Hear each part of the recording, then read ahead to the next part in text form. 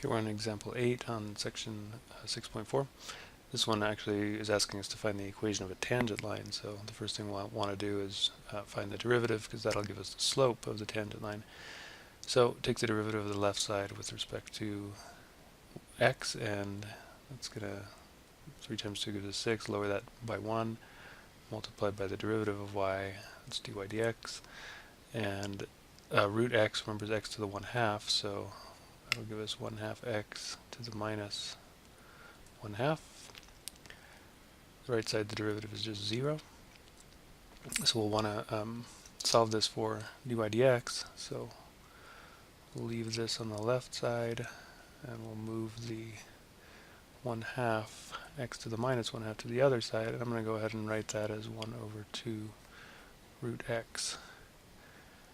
Okay, and then we'll divide both sides by 6y, so we'll get dy dx is equal to 1 over, these are going to come to the denominator with that, so it's going to give us 12y square root x.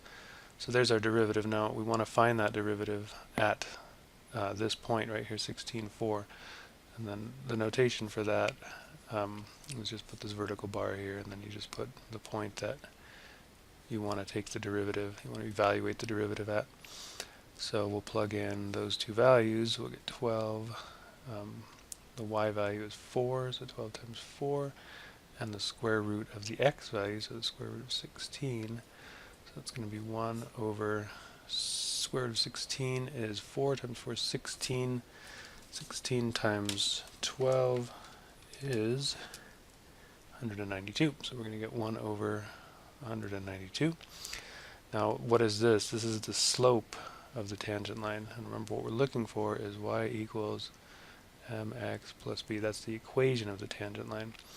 So right now what we've seen is that the slope is 1 over 192, and then we've got our x, and then there's a plus b. The question is now, what is the plus b? What is the b value? So to find it, you can just plug in the given point again, plug in 4 for y, 1 over 192, the x value that we're given, 16,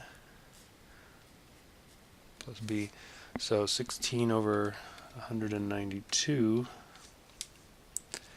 is 1/12, so we're going to get 4 is equal to 1/12 plus b.